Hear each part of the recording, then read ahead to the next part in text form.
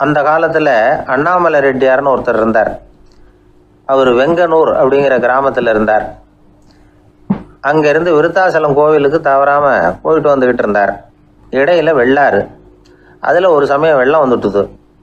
இவரால் போக முடியல. அதோட விளைவு வெங்கனூர்லேயே ஒரு கோவில் கட்டணும் அப்படின்னு முடிவு பண்ணார், சிவாலயம். அந்த சமயத்தில் வடநாட்டில் பஞ்சம். அதனால் அங்கிருந்த பல சிற்பிகள் தென்னாட்டை நோக்கி வர ஆரம்பித்தாங்க. அவங்க வெங்கனூர் வழியாக வர்றது தெரிஞ்சதும் இவர் போய் பார்த்தார். இங்கே ஒரு கோவில் கட்டணும், அதுக்கு நீங்கள் உதவணும்னார். பஞ்ச காலத்தில் இப்படி ஒரு வாய்ப்பு கிடைச்சதில் அவங்களுக்கும் ரொம்ப மகிழ்ச்சி. உற்சாகத்தோடு ஒத்துக்கிட்டாங்க. ஆலய திருப்பணி ஆரம்பமாச்சு. அவங்களுக்கு வேண்டிய எல்லா வசதிகளையும் இவர் செஞ்சு கொடுத்தார். அவங்களுக்கு எந்த குறையும் இல்லாமல் பார்த்துக்கிட்டார். அது மட்டும் இல்லை, ஒவ்வொரு நாளும் அங்கே வருவார். உங்களுக்கு என்ன வேணும், எது வேணும்னு கேட்பார். ஏதாவது குறை இருந்தால் சொல்லுவாங்க, உடனே தீர்த்து வைப்பார். இவரும் கேட்பார், எந்த குறையாக இருந்தாலும் என்கிட்ட சொல்லுங்க அப்படின்னு சொல்லுவார். அதை தவிர இவராகவே கவனித்தும் அவங்களுக்கு என்னென்ன தேவைங்கிறத கண்டுபிடிச்சி அதையெல்லாம் கொடுத்துக்கிட்டு இருப்பார். என்ன தேவைன்னாலும் அதை நிறைவேற்றி வச்சுருவார். அந்த சிற்பிகளின் தலைவன் ஒருத்தன், அந்த ஆளுக்கு வெத்தலை பாக்கு போடுறது பழக்கம். இதை தெரிஞ்சுக்கிட்டு அதுக்காகவே ஒரு ஆளை ஏற்பாடு பண்ணார். வேணுங்கிறப்போலாம் நீ வெத்தலை சிவல் மடித்து கொடுக்க வேண்டியது உன் வேலை அப்படின்னு ஒருத்தனை ஏற்பாடு பண்ணிட்டார். இப்படியெல்லாம் செஞ்சதும் அவங்களுக்கும் ரொம்ப உற்சாகம். ரொம்ப பொறுப்பாக சிற்ப வேலைகளை செஞ்சுக்கிட்டு இருக்கிறாங்க. ஒரு நாள் என்னாச்சு தெரியுமா? அந்த சிற்பிகளின் தலைவன் ரொம்ப நுணுக்கமாக ஒரு வேலையை செஞ்சுக்கிட்டு இருக்கிறான். சாரம் போட்டு அது மேலே படுத்துக்கிட்டு அண்ணாந்து பார்த்து உச்சியில் நுணுக்கமான சிற்பங்களை உருவாக்கிக்கிட்டு இருக்கான். சிற்பியின் கவனம் செதறப்படாதுங்கிறதுனால இவர் மெதுவாக சத்தம் போடாமல் கிட்ட போய் நின்று அதை கவனிச்சிக்கிட்டு இருக்கிறார். அந்த சிற்பி வழக்கம் போல் வெத்தலை பாக்குக்காக இடது கையை கீழே நீட்டினான். அந்த சமயம் பார்த்து அவருக்கு தாம்பூலம் கொடுக்குறவன் அங்கே இல்லை, எங்கேயோ போயிருக்கிறான். அண்ணாமலை ரெட்டியார் என்ன பண்ணார் தெரியுமா? தனக்காக கொடுக்கப்பட்ட தாம்பூலத்தை வாங்கி சிற்பியின் கையில் கொடுக்குறார். அவன் வாங்கி போட்டுக்கிட்டான். இது என்ன இன்னைக்கு வெத்தலை சீவல் வேறு மாதிரி இருக்குது, வாசனை தாம்பூலமாக இருக்குது அப்படின்னு யோசனை பண்ணிவிட்டு கீழே திரும்பி பார்க்குறார். பார்த்தா ரெட்டியார் மறுபடியும் சிற்பி கை நீட்டும் பொழுது கொடுக்கறதுக்காக தாம்பூலத்தை மடித்து வாங்கி வச்சுக்கிட்டு தயாராக நிற்கிறார். சிற்பிக்கு அதிர்ச்சி. உடனே பொத்துன்னு கீழே குதிச்சான். ஐயா, என்ன இது நீங்களா அப்படின்னா. இவர் சொன்னார், நான் ஒன்றும் தப்பு பண்ணலையே, உன்னுடைய கை புண்ணியம் செஞ்ச கை, கோயில் கட்டுற கை, அந்த கைக்கு தாம்பூலம் கொடுக்கறதுல என்ன தப்பு அப்படின்னாராம். ஏற்கனவே பஞ்சத்தில் அடிபட்டு வந்த எங்களை நீங்கள் ஆதரித்ததே பெரிய விஷயம். இந்த செயல் என்னை ஒரு பெரிய கடனாளி ஆகிவிட்டுது.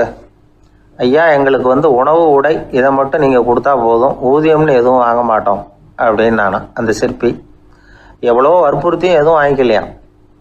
இந்த செய்தியை தமிழ் தாத்தா டாக்டர் ஊவேசா சொல்லியிருக்கிறார். அந்த காலத்தில் எப்படிப்பட்டவங்கெல்லாம் வாழ்ந்துருக்கிறாங்க பாருங்கள். இந்த காலத்தில் ஒருத்தர் கோவில் கட்டினார், வேலை செய்கிற எல்லாருக்கும் சாப்பாடு போடுவார். சிற்ப வேலை செஞ்சுட்டு சாப்பிட வர்ற ஒவ்வொருத்தர் கையையும் அன்பாக பிடிச்சி முத்தம் கொடுத்து உள்ளே அனுப்புவார். அந்த கைகளுக்கு நீங்கள் கொடுக்குற மரியாதையா அது அப்படின்னு கேட்டாங்க. அது இல்லைங்க, ஏற்கனவே முதல் பந்தியில் சாப்பிட வந்தவன் மறுபடியும் வர்றானான்னு கண்டுபிடிக்கிறதுக்காக கையை பிடிச்சி மோந்து பார்க்குறேன் அப்படின்னாராம் அவர். ஒரு ஆள் ராமகிருஷ்ணரை தேடி வந்தான். அவன் கையில் 1000 பொற்காசுகள் வச்சுருந்தான். அதை அவர்கிட்ட கொடுத்து இதை ஏற்றுக்கணும் அப்படின்னு ரொம்ப பணிவாக கேட்டுக்கிட்டான். அவர் பார்த்தார், இது எனக்கு தேவையில்லை, ஆனாலும் உன்னுடைய மனசை புண்படுத்துறதுக்கு நான் விரும்பலை, அதனால் நீ கொடுக்குறத வாங்கிக்கிறேன்னார். வாங்கிக்கிட்டார். அப்புறம் கேட்டார், இதை பாரு, இனிமேல் இதெல்லாம் என்னுடைய இது தானே அப்படின்னார். ஆமாம், அதையெல்லாம் நான் உங்களுக்கே கொடுத்துட்டேன்னா அவன். சரி, இப்போ நீ எனக்காக ஒரு காரியம் பண்ணணும்னார்.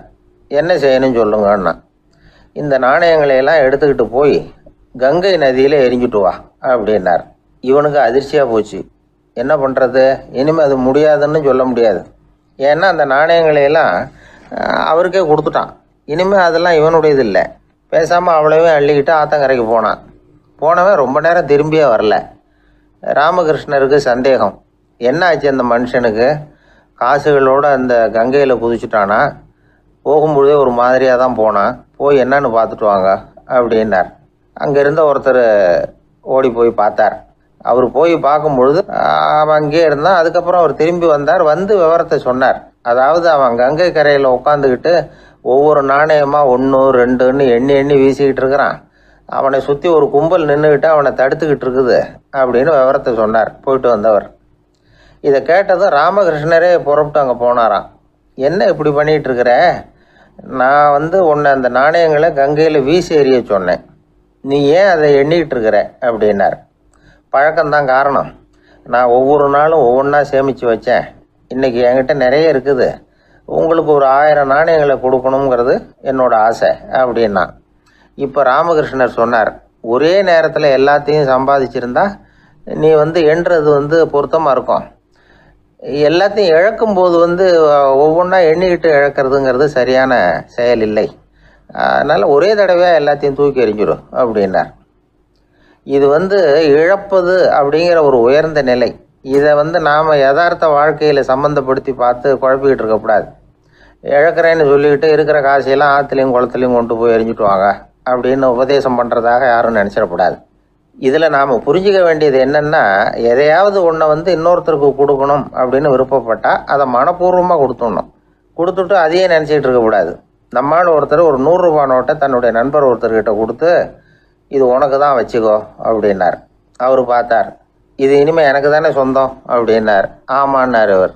அப்படின்னா எனக்காக நீ ஒரு உதவி செய்யணும்னார். சொல்லுங்கள் செய்கிறேன்னார் அவர். இந்த 100 ரூபா நோட்டை தீ வச்சு கொளுத்தி விடுன்னார். இவர் அதிர்ச்சியாகி அவரை பார்த்தார். இப்போ அவர் சொன்னார், நீ எனக்கு அன்பாக கொடுத்தது இது. இந்த நோட்டு கள்ள நோட்டுங்கிறது எனக்கு முன்னாடியே தெரியும். சீக்கிரம் கொளுத்தி விடு, அதுதான் நம்ம 2 பேருக்குமே நல்லது அப்படின்னாராம் அவர். ஒரு தந்தை தன்னோட பிள்ளைய ரொம்ப தைரியசாலியாக வளர்க்கணும்னு ஆசைப்பட்டார். அதுக்காக அவனை கூப்பிட்டு உட்கார வச்சு இப்படி உபதேசம் பண்ணார். இதை பாருப்பா, நான் உன்னாட்டம் இருக்கிறப்போலாம் எதுக்கும் பயப்பட மாட்டேன், ரொம்ப துணிச்சலாக இருப்பேன். ஒரு நாள் ஒரு அப்பாவி எலிய ஒரு பூனை துரத்திட்டு ஓடிச்சு. நான் உடனே என்ன செஞ்சேன் தெரியுமா? அந்த பூனையை பிடிச்சேன், அது வாலில் ஒரு பட்டாசு சரத்தை கட்டினேன், கொளுத்தி விட்டேன். படபடன்னு வெடிக்க ஆரம்பிச்சுட்டுது. அது துள்ளிக்கிட்டு அங்கேயும் இங்கேயும் ஓடி இருக்கு பாரு ஓட்டம், ரொம்ப தமாஷு அப்படின்னார் அப்பா.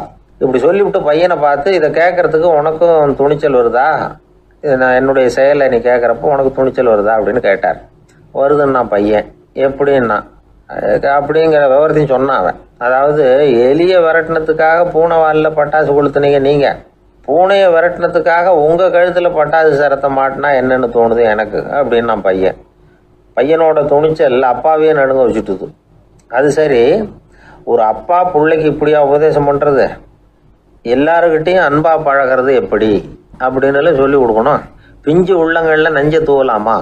ஒரு நாள் விநாயகர் ஒரு பூனையோடு விளையாடிக்கிட்டு இருந்தாராம். அப்படி ஆசையாக விளையாடிக்கிட்டு இருந்தப்ப அவரோட கை நகம் தவறுதெல்லாம் பூனையோட முகத்தில் பட்டுவிட்டு தான். அது ஒரு சின்ன கீரலை உண்டாகி விட்டுது. அப்பா அவர் அதை ஒரு பெருசாக நினைக்கல. கொஞ்ச நேரத்துக்கு அப்புறம் விநாயகர் வீட்டுக்கு வந்தார்.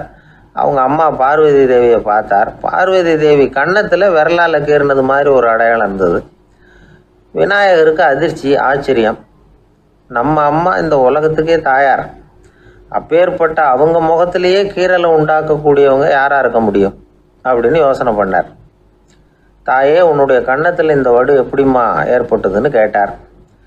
குழந்தாய், இது நீ செஞ்ச காரியம்தான்ப்பா, உன்னுடைய கை நகம் கீறினதுனால ஏற்பட்ட வடு தான் இது அப்படின்னாங்க அவங்க. விநாயகர் திடுக்கிட்டு போட்டார். எப்படிம்மா அது? நான் எந்த காலத்துலேயும் ஒன்று அப்படி கீறினதாக எனக்கு நினைவு இல்லையே அப்படின்னார். இன்னைக்கு காலையில் ஒரு பூனையை கீறினதை நீ மறந்துட்டியா அப்படின்னாங்க அந்த அம்மா. விநாயகர் திகைச்சு போய் நின்னார். பார்வதி தேவி சொன்னாங்க, இதை பாருப்பா, இந்த உலகத்தில் இருக்கக்கூடிய எல்லா உயிர்கள்லேயும் நான் இருக்கிறேன். நான் தான் இந்த உலகமாக ஆகியிருக்கிறேன்.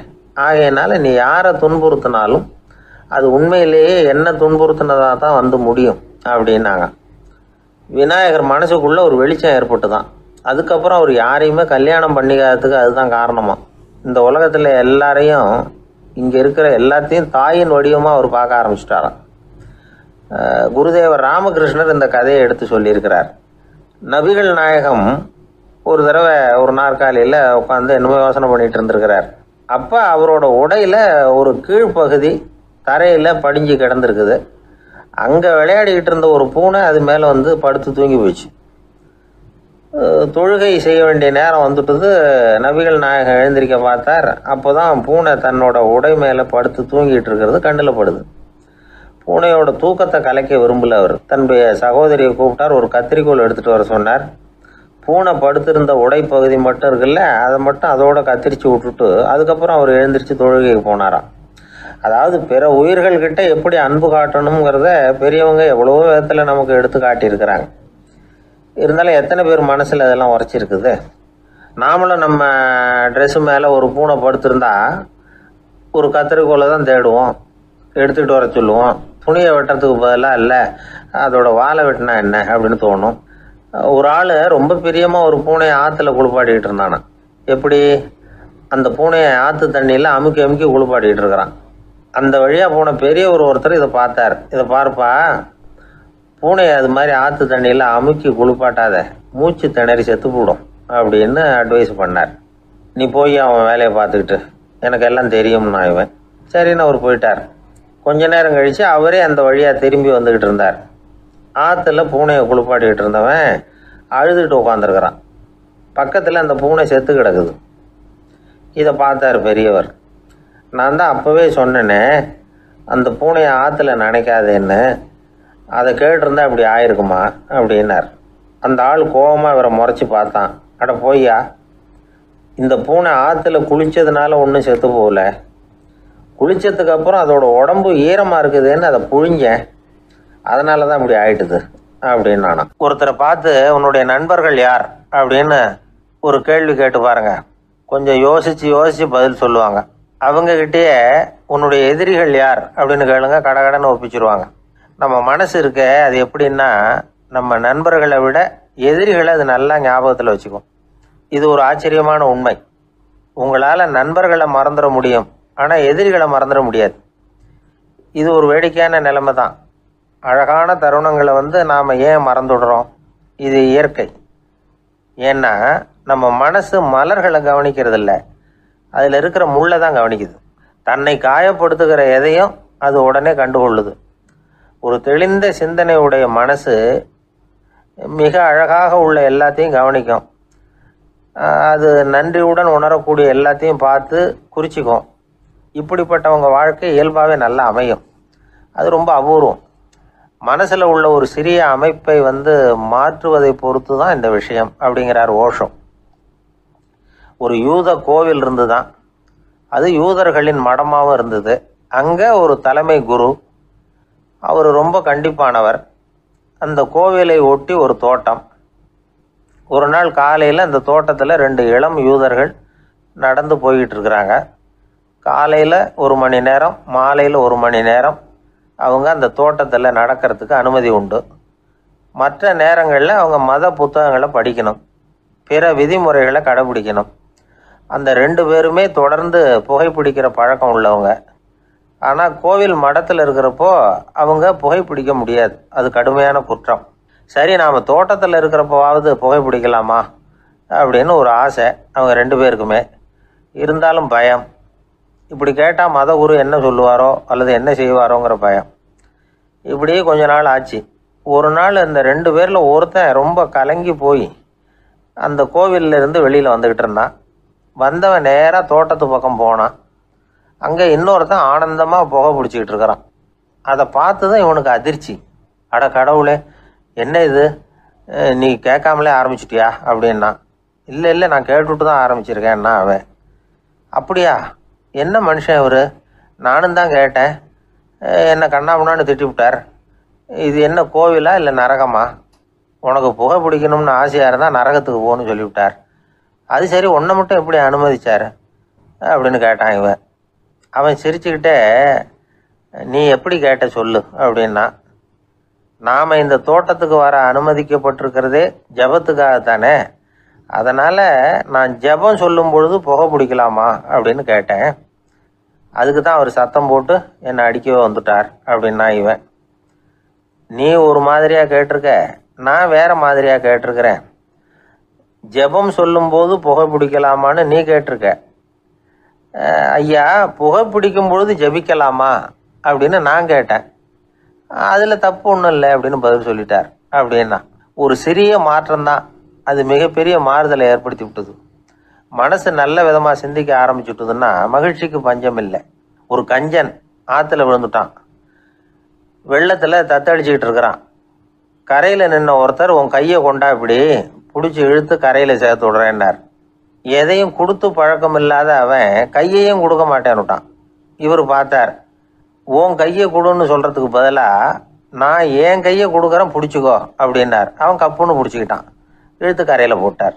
இந்த உலகத்தில் எத்தனை வகையான மனிதர்கள் இருக்கிறாங்க, ஒவ்வொரு மனிதனுமே ஒவ்வொரு வகை அப்படிங்கிறாங்க விஞ்ஞானிகள்.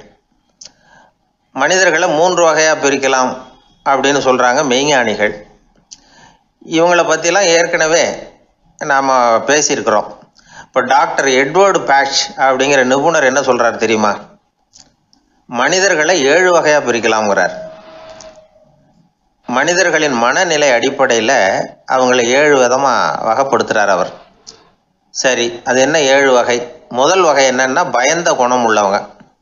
சார் ரொம்ப பயந்த சுபாவம், வீட்டில் கூட வாயே திறக்க மாட்டார், சாப்பிட போகிறப்ப மட்டும்தான் கொஞ்சம் வாயை திறப்பார், அப்புறம் மூடிக்குவார் அப்படின்னு சில பேரை பற்றி நாம் பேசிக்கிறது உண்டு. இவங்கெல்லாம் இந்த வகை, அதாவது பயந்த குணம் உள்ளவர்கள் அப்படிங்கிற முதல் வகை. சரி, 2வது வகை என்னன்னா சஞ்சலப்படுகிறவர்கள், எதுக்கு எடுத்தாலும் கலக்கம் குழப்பம், இப்படியே காலம் தள்ளிட்டு இருப்பாங்க. பல பேர் பார்த்துருப்பீங்க. அவங்கெல்லாம் இந்த வகை.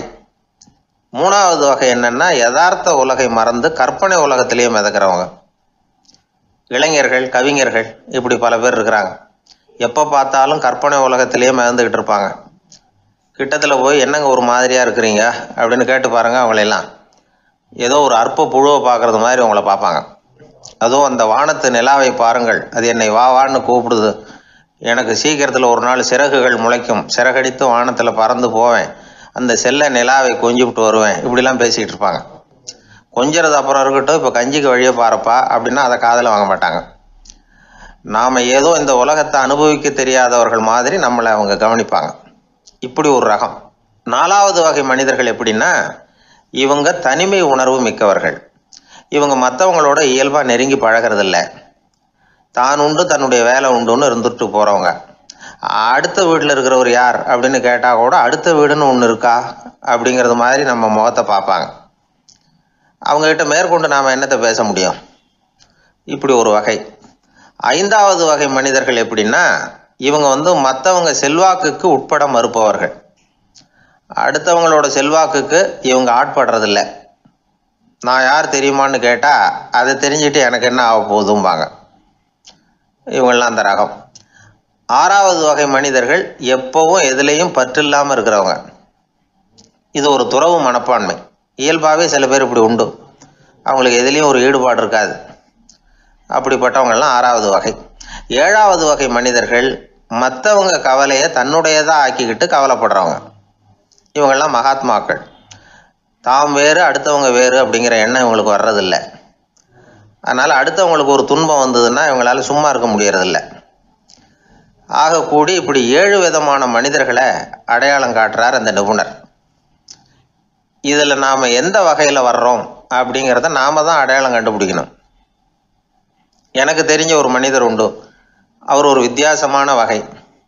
எதையும் நடைமுறை சாத்தியமாக சிந்திக்கிறவர்.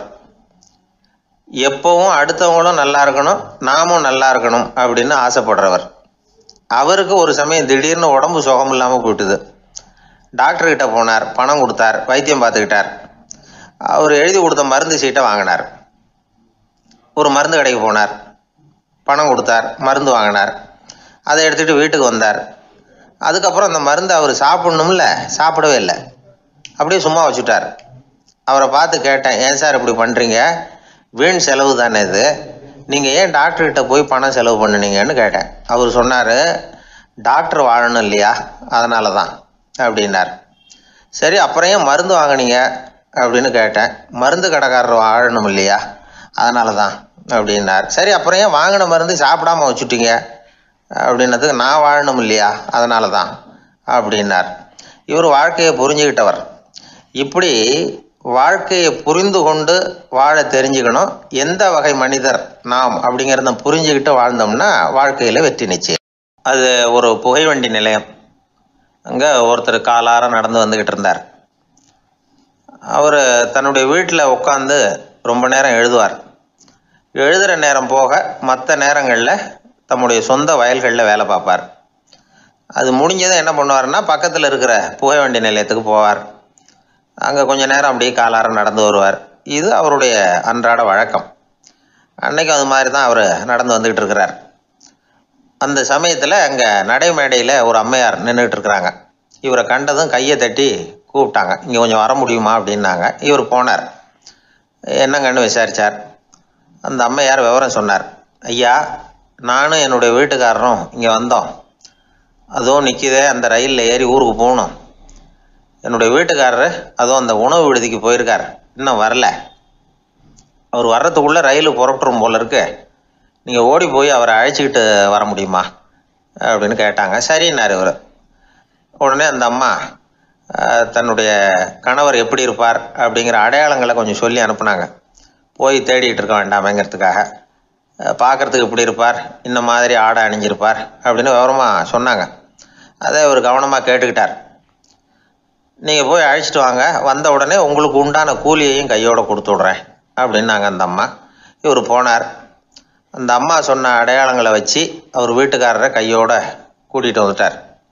கொண்டுட்டு வந்து அந்த அம்மா கிட்ட ஒப்படைச்சார். உடனே அவரும் ஏற்கனவே சொன்ன பிரகாரம் அவருக்கான கூலி பணத்தையும் கொடுத்தாங்க. அவரும் எதுவும் மறுப்பு சொல்லாமல் அதை வாங்கிக்கிட்டார். வாங்கிக்கிட்டு திரும்பினார். அந்த சமயத்தில் எதிரில் வந்த ஒருத்தர் அவர் அடையாளம் கண்டுபிடிச்சிக்கிட்டார். அவங்க ரெண்டு பேரும் பேசிக்கிறது இவங்க காதில் விழுந்தது. அப்போ தான் இவங்களுக்கு அது புரிஞ்சுது. இவங்கக்கிட்ட கூலி வாங்கினவர் யாருன்னா அவர் தான் பேரறிஞர் லியோ டால்ஸ்டாய் அப்படிங்கிறது புரிஞ்சுது அவங்க ரெண்டு பேரும் பேசிக்கிறத வச்சு. ரஷ்ய நாட்டின் மிகப்பெரிய ஞானி லியோ டால்ஸ்டாய், சோவியத் நாட்டின் ஈடு இணையற்ற இலக்கிய மேதை. இது தெரிஞ்ச உடனே அந்த அம்மா அவர்கிட்ட ஓடினாங்க. ஐயா, உங்களுக்காக நான் கூலி கொடுத்தேன், நான் பெரிய தவறு பண்ணிவிட்டேன் அப்படின்னு சொல்லி வருத்தப்பட்டாங்க. பரவாயில்ல, ஆனால் நீங்கள் எனக்கு கொடுத்த கூலி பணத்தை நான் திருப்பி கொடுக்க மாட்டேன்.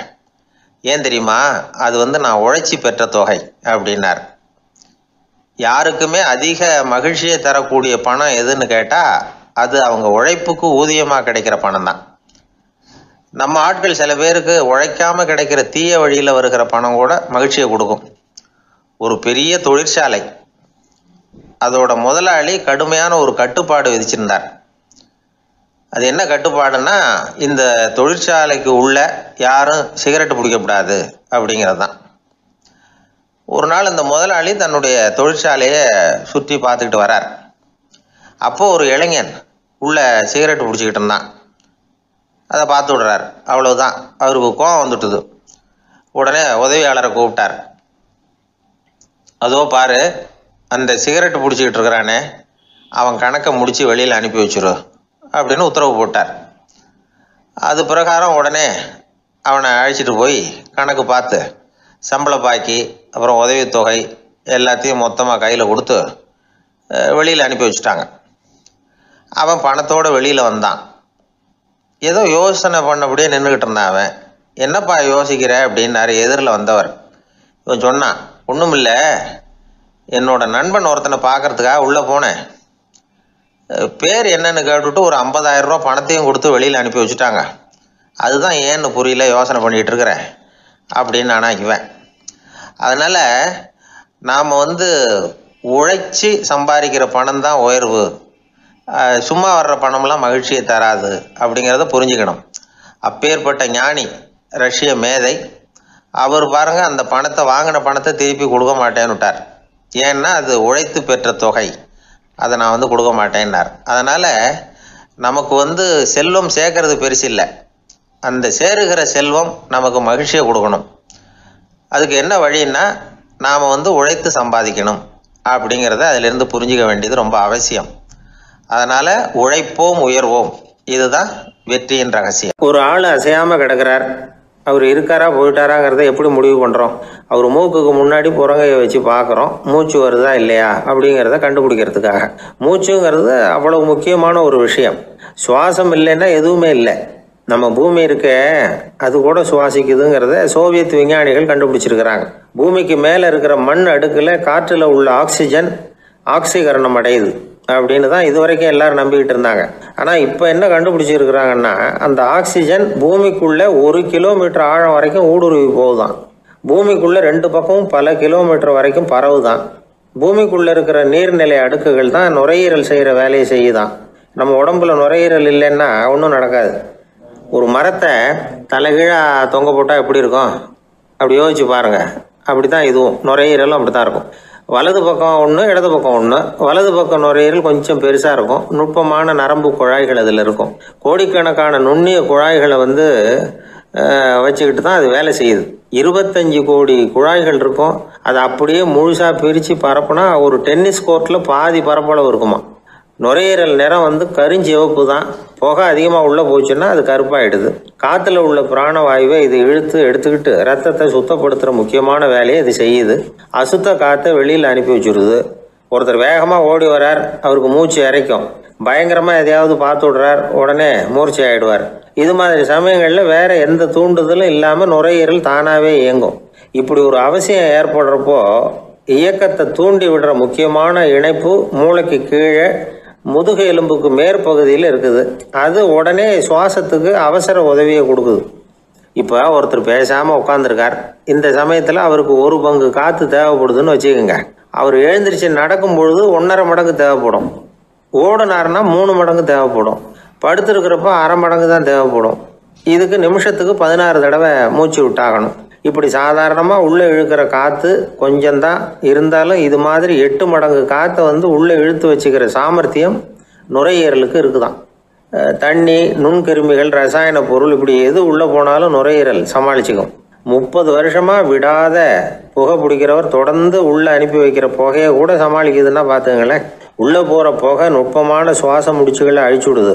கறி புகை அது மேலே படிஞ்சு உபயோகம் இல்லாமல் பண்ணிவிடுது. ஆனாலும் தேவைக்கு அதிகமாக 8 மடங்கு கூடுதலாக சுவாச முடிச்சுகள் நம்ம உடம்புக்குள்ளே இருக்கிறதுனால சமாளிக்க முடியுது. சமாளிக்க முடியலன்னா சில சமயம் மூச்சு திணறும். அதை ஒரு எச்சரிக்கையாக எடுத்துக்கிட்டு புகை பிடிக்கிற பழக்கத்தை விட்டுடணும். அதுதான் நல்லது. ஆனால் அப்படி யார் விடுறது? இணை பிரியாத 2 நண்பர்கள் இருந்தாங்களாம். 2 பேரும் விடாமல் சிகரெட்டு குடிக்கிறவங்க. அதில் ஒருத்தன் செத்து போட்டான். இன்னொருத்தன் அதுக்கப்புறம் 2 சிகரெட்டாக குடிக்க ஆரம்பித்தானான். ஏன் இப்படி பண்ணுறேன்னு கேட்டிருக்காங்க. நான் ஒரு சிகரெட்டு தான் குடிக்கிறேன், செத்து போன என்னுடைய ஃப்ரெண்டு இருக்கானே செத்து போனவன், அவனுக்காக இன்னொரு சிகரெட்டு குடிக்கிறேன் அப்படின்னு நானா. இது ரொம்ப ஆபத்து, விட்டுடு அப்படின்னு சொல்லியிருக்காங்க. சரின்னு ஒத்துக்கிட்டான். ஆனால் அதுக்கப்புறமும் ஒரு சிகரெட் வீதமாக குடிச்சிக்கிட்டே இருந்தான். சிகரெட்டு பழக்கத்தை நீ இன்னும் விடலையான்னு கேட்டாங்களாம். அந்த பழக்கத்தை நான் எப்போ விட்டுட்டேன், இப்போ நான் குடிக்கிறது என் ஃப்ரெண்டுக்காக அப்படின்னு நானா. இவங்கெல்லாம் எப்படி திருந்துறது? வாய் விட்டு சிரிச்சா நோய் விட்டு போகும் அப்படின்னு சொல்கிறது உண்டு. அது என்ன வெறும் அலங்காரத்துக்காக சொன்ன வார்த்தையா, இல்லை அர்த்தத்தோடு சொன்ன வார்த்தையா அப்படின்னு யோசிச்சா அதில் நிஜமாகவே அர்த்தம் இருக்குதுன்னு தான் தெரியுது. ஆதாரபூர்வமாக அதுக்கு சில நிரூபணங்களும் இருக்குது. நார்மன் கசின்ஸ் அப்படின்னு ஒருத்தர் இருந்தார். அவர் ஒரு அமெரிக்க பத்திரிகை ஆசிரியர். அவருக்கு ஏதோ ஒரு விதமான அழற்சி நோய், இன்ஃப்ளமேஷன் டிசீஸ். அது டாக்டர்கள்லாம் அதுக்கு என்ன விதமான வைத்தியமும் கிடையாது அப்படின்னு சொல்லி பல இதெல்லாம் பார்த்துட்டு கடைசியாக சொல்லிவிட்டாங்க அதுக்கு வைத்தியமே இல்லைன்ட்டாங்க. டாக்டர்கள் தான் சொல்லிவிட்டாங்களே, அதனால் இது இப்படியே இருந்துட்டு போகட்டும் அப்படின்னு விட்டுற வேண்டியது தானே. ஆனால் அவர் அப்படி நினைக்கல. உடனே அவர் என்ன பண்ணார்னா, ஆஸ்பத்திரி ரூமை காலி பண்ணார். ஹோட்டலில் போய் ஒரு ரூம் எடுத்துக்கிட்டார். அங்கே போனார். தினமும் அவருக்கு பிடிச்ச தமாஷான படங்களை எல்லாம் டிவியில் போட்டு பார்த்துக்கிட்டு இருந்தார். சிரிப்பு வரக்கூடிய புத்தகங்களை எல்லாம் படித்தார். கொஞ்ச நாள் ஆச்சு, அவருக்கு இருந்த தொந்தரவு குணமாக ஆரம்பிச்சிட்டுது. இதை கேள்விப்பட்ட உடனே பழைய டாக்டர்கள்லாம் ஓடி வந்தாங்க. ஓடி வந்து பார்க்குறாங்க. அவர் உடம்பை சோதனை பண்ணி பார்க்குறாங்க. பார்த்தா அவர் உடம்பு குணமாகறதுக்கு உதவியாக இருந்தது சிரிப்பு தான் அப்படிங்கிறத விஞ்ஞானபூர்வமாக அவங்க ஒத்துக்கிட்டாங்களாம். இருந்தாலும் சிரிப்பு எந்த முறையில் எந்த விதத்தில் உதவி பண்ணுது அப்படிங்கிறத இன்னமும் சரியாக புரிஞ்சிக்க முடியல. ஆனாலும் ஒரு சில விஷயங்கள் மட்டும் புரியுது. அது என்னன்னா, சிரிப்பு சுவாசத்தை மேம்படுத்துது, ரத்த அழுத்தத்தை குறைக்குது, உடம்பு குணமாகறதுக்கே உரிய சில ஹார்மோன்கள் அதிகமாக உருவாகி வர்றதுக்கு வழி செய்யுது. இந்த அளவுக்கு தான் சிரிப்போட செயல்பாட்டை நாம் புரிஞ்சிக்க முடியுது.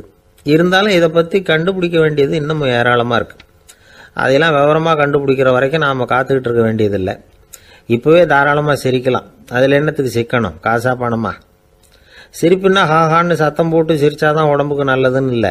லேசான புன்னகை கூட உடம்புக்கு நல்லது செய்யுமா.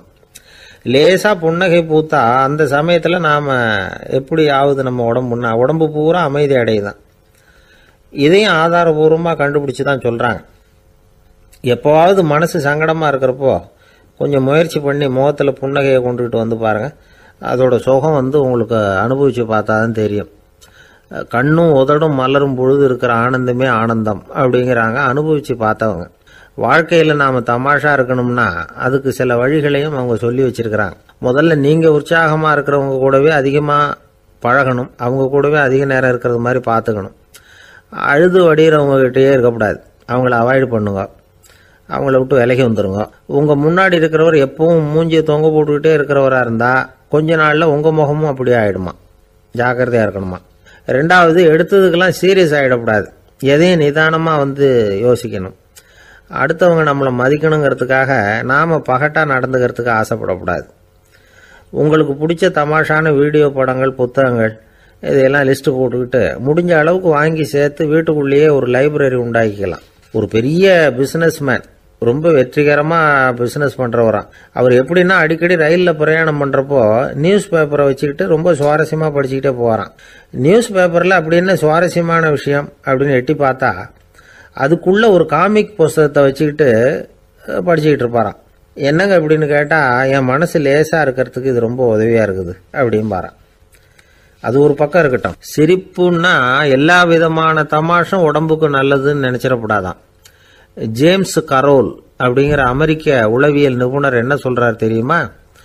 அடுத்தவங்களை குறை சொல்கிறது, கேலி பண்ணுறது, நையாண்டி பண்ணுறது, இது மாதிரியான நகைச்சுவையெல்லாம் நல்லது செய்கிறது இல்லைங்கிறார் அவர். அடுத்தவங்களை தொந்தரவு பண்ணாத ஜோக்குகள் தான் எப்பவும் நல்லது. யாராவது ஜோக்கு சொன்னால் தாராளமாக சிரிக்கணும். ஒருத்தர் வந்தார், இன்னொருத்தரை கூட அழைச்சிக்கிட்டு வந்து என்கிட்ட காட்டினார். அவர் தன்னுடைய முகத்தை ரொம்ப சீரியஸாக வச்சுக்கிட்டு இருந்தார். என்னங்க விஷயம் அப்படின்னு விசாரித்தோம். வந்தவர் எங்களை பார்த்து சொன்னார், சார், இவர் கூட ஒரு பெரிய ப்ராப்ளம்னார். என்னன்னு, ஏதாவது ஒரு ஜோக்கு சொன்னால் உடனே சத்தம் போட்டு சிரிக்க ஆரம்பிச்சுடுறார் சார் அப்படின்னார். ஜோக்கை கேட்டுட்டு சிரிக்க ஆரம்பித்தா அது ப்ராப்ளம் இல்லையே அப்படின்னு சொன்னோம். சிரிக்க ஆரம்பிக்கிறது ப்ராப்ளம் இல்லை சார், ஆனால் அப்படி ஆரம்பிக்கிற சிரிப்பை அதுக்கப்புறம் நிறுத்தவே மாட்டேங்கிறார். நாள் கணக்கில் அது பாட்டுக்கு போயிட்டுருக்கு, அதுதான் ப்ராப்ளம் அப்படின்னார் அவர். ஒரு ஊரில் ஒரு மன்னர் இருந்தார். அவர் பக்கத்து தேசத்து மேலே படையெடுக்கணும்னு நினச்சிக்கிட்டு இருந்தார். அதையும் தன்னுடைய நாட்டோட சேர்த்துக்கணுங்கிற ஆசை. எப்போ படையெடுக்கலாம்னு யோசிச்சுக்கிட்டு இருந்தார். இப்படி யோசிச்சுக்கிட்டு இருந்த சமயத்தில் ஒரு பெரியவர் அவரை தேடிட்டு வந்தார். அவர் அடிக்கடி வருவார், அவர்கிட்ட பேசிக்கிட்டு இருப்பார். இப்போவும் அப்படி தான் வந்தார். என்ன மன்னா யோசனைன்னாரு. இவர் தன்னுடைய யோசனையை சொன்னார். இந்த சமயத்தில் மன்னருக்கு தாகம் எடுத்தது, தண்ணி குடிக்கணும் போல இருந்தது. உடனே அங்கே இருந்த ஒரு அரண்மனை பணியாளரை கூப்பிட்டார். போய் கொஞ்சம் தண்ணி கொண்டு வாப்பா அப்படின்னார். அந்த பணியாளர் போனார், ஒரு கோலையில் தண்ணி கொண்டு வந்தார். ராஜா கிட்ட நீட்டினார். ராஜா அதை வாங்கி குடிக்கிறதுக்காக வாய்கிட்ட கொண்டுட்டு போனார். அந்த நேரம் பார்த்து, மன்னா கொஞ்சம் பொறுங்கன்னார் இந்த பெரியவர். ஆவலோட குடிக்க போன மன்னர் அப்படியே நிறுத்திக்கிட்டு பெரியவரை பார்த்தார். இப்போ அந்த பெரியவர் சொன்னார், மன்னா, இப்போ உங்களை விட வலிமை உள்ள ஒரு சக்தி உங்களுக்கு தண்ணி கொடுக்க மறுத்துடுதுன்னு வைங்க, உங்களை குடிக்க விடாமல் தடுத்துடுது அப்படின்னா, இப்போ இந்த ஒரு கோவள தண்ணீரை வந்து என்ன விலை கொடுத்து வாங்குவீங்க அப்படின்னு கேட்டார். இப்போ எனக்கு இருக்கிற தாகத்துக்கு என்னுடைய அரசாங்கத்தில் பாதியையாவது கொடுத்து இந்த தண்ணியை வாங்கறதுக்கு தயங்க மாட்டேன்னார் அவர். சரி, இப்போ அந்த தண்ணியை குடிங்கன்னார் பெரியவர். மன்னர் ஆவலோடு அந்த தண்ணியை குடிச்சு முடித்தார். அதுக்கப்புறம் கொஞ்ச நேரம் தன்னுடைய படையெடுப்பை பற்றி சொல்லிக்கிட்டு இருந்தார். கொஞ்ச நேரம் கழித்து மறுபடியும் இந்த பெரியவர் கேட்டார், மன்னா, இப்போ நீங்கள் ஒரு கோவள தண்ணீரை வந்து குடிச்சு முடிச்சுட்டீங்க. இப்போ அந்த தண்ணீர் உங்கள் உடம்பை விட்டு வெளியில் வரக்கூடிய பாதை அடப்பட்டு போச்சு அப்படின்னு வச்சுங்க, அதை வெளியேற்றுவதற்காக நீங்கள் எவ்வளவு செலவழிப்பீங்க அப்படின்னு கேட்டார். மன்னர் யோசனை பண்ணார். அப்படி ஒரு நிலைமை ஏற்பட்டு போச்சுன்னா என்னுடைய அரசாங்கம் பூராவையும் அதுக்கு ஈடாக தர்றதுக்கு கூட தயங்க மாட்டேன்னார். இப்போ அந்த பெரியவர் சொன்னார், எந்த அரசாங்கத்தின் மதிப்பு ஒரு கோவள தண்ணீர் அளவுக்கு கூட இல்லையோ அந்த அரசாங்கத்தை அடையணுங்கிற பேராசையில் மனிதர்கள் தங்களுடைய சகோதரர்கள் கூடவே சண்டை போட்டுக்கிறாங்களே, அதில் ஏதாவது அர்த்தம் இருக்குதா அப்படின்னாராம். மன்னருக்கு இப்போ தான் அர்த்தம் புரிஞ்சுதான். மனசில் தெளிவு உண்டாச்சு. தன் மனசுக்குள்ளே உண்டான வெறியை விரட்டி அடிச்சு விட்டார். அதுக்கப்புறம் நிம்மதியாக ஆட்சி புரிஞ்சார். இப்படி ஒரு கதை. உயிருக்கு என்ன விலை கொஞ்சம் யோசனை பண்ணி பாருங்கள். ஆனால் அது இப்போ எவ்வளோ மலிவாக போயிட்டுது, அதையும் யோசனை பண்ணி பாருங்களேன். ஆசை வந்து பேராசையாக மாறுது, அப்புறம் அது வெறியாக ஆகுது, அதுக்கப்புறம் பைத்தியம் முடியுது. இந்த காலத்து மனிதர்களுக்கு 2 விதமான பைத்தியம் பிடிச்சிருக்கிறதாக ஒரு பெரியவர் சொல்றார். ஒன்று பணம், இன்னொன்று அதிகாரம்.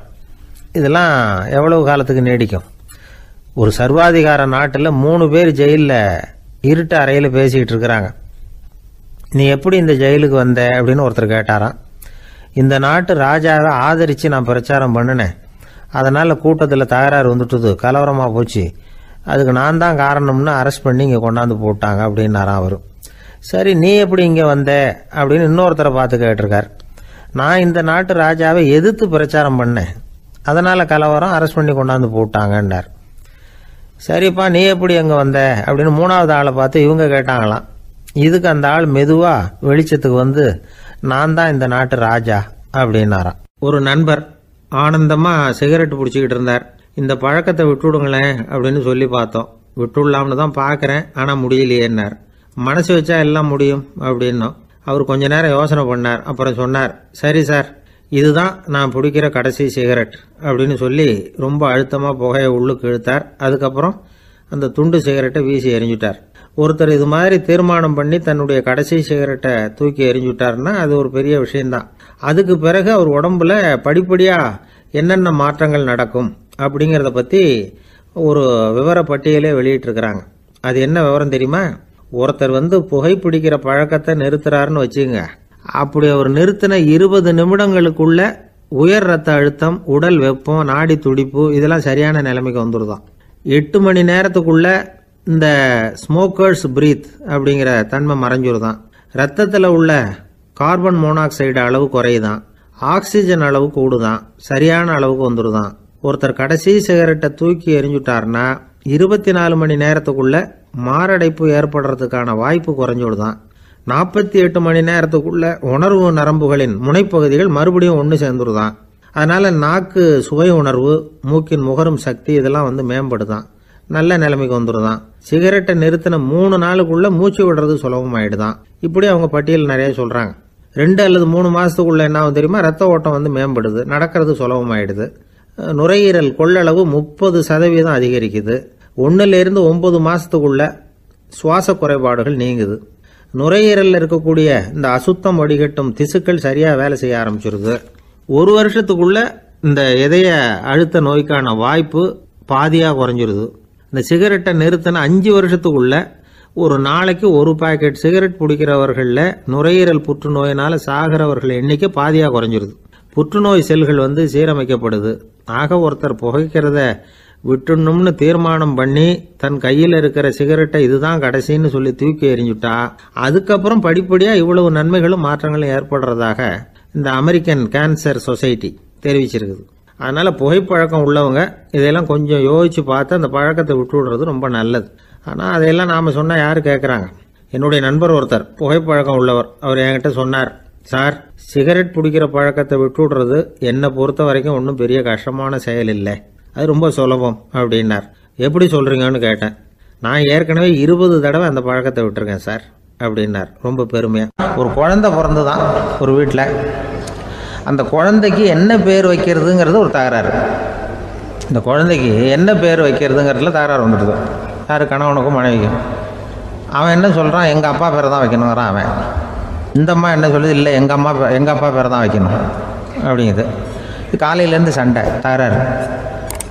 எதிர்த்த வீட்டுக்காரன் பார்த்தான், இது என்ன காலையிலேருந்து எதிர்த்த வீட்டில் தகராறு நடக்குது, என்னன்னு போய் கேட்டிருக்கான். என்னம்மா உங்களுக்கு உள்ள தகராறு, காலையிலேருந்து பார்த்தேன் அப்படின்னா. ஒன்றும் இல்லைம்மா, எங்கள் குழந்தைக்கு பேர் வைக்கிறதுல எங்களுக்கு உள்ளே ஒத்து போக முடியல, நான் எங்கள் அப்பா பேரை வைக்கணுங்கிறேன், அந்த அம்மா அவங்க அப்பா பேரை வைக்கணுங்குது, அதுதான் எங்களால் குடும்பத்தில் ஒரு நிம்மதி இல்லாமல் இருக்கிறோம், தகராறு பண்ணிகிட்ருக்கோம் அப்படின்னு நானா. அப்போ எதிர்த்த வீட்டுக்காரன் சொல்லியிருக்கான், எதிர்த்த வீட்டுக்காரன்னு நான் எதுக்கு இருக்கிறேன், நான் பஞ்சாயத்து பண்ணி வைக்கிறேன், உங்களுக்குள்ள என்ன இது பேர் தானே வைக்கணும், ஏன்பா உங்கள் அப்பா பேர் என்ன அப்படின்னு அவனை கேட்டிருக்கான். எங்கள் அப்பா பேர் சீனிவாசன் அப்படின்ட்டுருக்கான். இந்த அம்மாவை உங்கள் அப்பா பேர் என்னம்மா, கிருஷ்ணன் அப்படின்னு சொல்லி. இவன் யோசிச்சு பார்த்தான், குழந்தைக்கு சீனிவாச கோபாலகிருஷ்ணன் பேர் வைங்க போங்க அப்படின்ட்டு போயிட்டான். ஏற்ற விட்டுக்கு தீர்த்து வச்சுட்டு போயிட்டான். போனதுக்கப்புறம் இவங்க 2 பேரும் பேசிக்கிட்டாங்க. சரி, இந்த சீனிவாசன் சரி, கிருஷ்ணன் சரி, நடுவில் கோபாலம் யார் அப்படின்னு சொல்லி அவனை போய் இழுத்துட்டு வந்தான். எழுத்து வீட்டில் போய் அது யாரா, அது இங்கே வா, அது யாரா கோபால, அது எங்கள் அப்பா பேர். நீ அதை மட்டும் எதுக்கு விட்டு வைக்கிற, அதையும் சேர்த்து வச்சுட்டு போடான்னு. அதாவது குடும்பத்தில் வந்து ஒரு கணவனும் மனைவியும் ஒரு சின்ன விஷயத்தில் கூட ஒத்து போகலைன்னா இப்படி தான் ஏற்று விட்டுக்காரன் பஞ்சாயத்துக்கு வருவான். கோபாலன்னு வந்து குறுக்க வருவான் ஒருத்தன். அப்படி அந்த அனுசரிப்புங்கிறது குடும்பத்தில் ரொம்ப அவசியம். கணவனும் மனைவி அது ஒன்றுக்கு மேலே இந்த கல்யாணம் பண்ணிக்கிறாங்க, அது ரொம்ப அவஸ்தை. ஒருவனுக்கு ஒருத்திங்கிறது நம்ம இதெல்லாம் சொல்கிறது. ஒன்றுக்கு மேற்பட்ட திருமணங்கள் வந்து சங்கடத்தில் தான் கொண்டு வந்து விடும். நிறைய சொல்லுவாங்க. உலகத்திலேயே ஒரு பெரிய இது என்ன தெரியுங்களா, இயற்கை வந்து நிர்ணயம் பண்ணுது. இப்போ வந்து நம்ம சில பேருக்கு எனக்கு பொம்பளை பிள்ளை வேண்டாம் ஆம்பளை பிள்ளை வேண்டான்னு சொல்லி இந்த ஸ்கேன் பண்ணி என்னென்னவோ பண்ணிகிட்டு இருக்கிறாங்கல்ல. ஆனால் இயற்கை வந்து அந்த 50-50 ரேஷியோவை அது வந்து மெயின்டைன் பண்ணிகிட்ருக்கு. இந்த உலகத்தில் ஒரு அதிசயமான உண்மை என்னென்னா, 116 ஆம்பளை பிள்ளை பிறந்தா 100 பொம்பளை பிள்ளை பிறகுதான். உலக அளவில் 116 ஆம்பளை பிள்ளை பிறந்தா 100 பொம்பளை பிள்ளை பிறகுது. இது எதுக்கு 16 அதிகமாக பிறகுதுன்னா, அந்த வாலிப வயசு அடையிறதுக்குள்ளே 16 செத்து போகுது. 16 அங்கங்கே ஓடுறது கொஞ்சம் முரட்டத்தனமாக போகிறதுனால செத்து போகுது. அந்த 50-50 இந்த ஒருத்தருக்கு ஒருத்தங்கிற ரேஷியோவை இயற்கை வந்து மெயின்டைன் பண்ணிகிட்டு இருக்கு. அது ஒரு பெரிய அதிசயம். அதை விட பெரிய அதிசயம் என்னென்னா, இந்த உலக யுத்தம் நடந்ததில்ல, முதல் உலக யுத்தம், 2வது யுத்தம், அப்போ பார்த்துருக்குறாங்க, கணக்கு எடுத்துருக்குறாங்க. அந்த யுத்தம் முடிஞ்ச பிறகு 116 ஆம்பளை பிள்ளைக்கு பதிலாக 160 170 பிறக்க ஆரம்பிச்சு தான். 100 பெண் குழந்தைக்கு 170 180 ஆண் குழந்தை. இது எதுக்குன்னா, அந்த போரில் செத்து போகுதில்ல ஆம்பளை பிள்ளைகள், அதை ஈடுகட்டுறதுக்காக அதிகமாக பிறக்க ஆரம்பிச்சிருக்கு. அந்த அளவுக்கு வந்து இயற்கை வந்து ஒரு பெரிய ரேஷியோவை மெயின்டைன் பண்ணுது. அதாவது ஒருவனுக்கு ஒருத்திங்கிறத அது சொல்லிகிட்டு இருக்கு. புறாவெல்லாம் வளர்த்திங்கன்னா, நான் கூட புறா வளர்த்துருக்குறேன் ஊரில். புறா வளர்த்திங்கன்னா ஒரு தடவைக்கு 2 முட்டை தான் விடும் ஒரு வீட்டுக்கு. அந்த 2 முட்டையும் குஞ்சு பறிச்சுன்னா அதில் ஒன்று வந்து ஆணாக இருக்கும், ஒன்று பொண்ணாக இருக்கும். அது எந்த முட்டை ஆண் எந்த முட்டை பெண்ணுங்கிறத இயற்கை நிர்ணயம் பண்ணுது. அதை வந்து நம்ம மாற்றவே முடியாது. ரெண்டையும் அந்த பெண்ணாவோ 2 ஆணாவோ மாற்ற முடியாது நம்ம.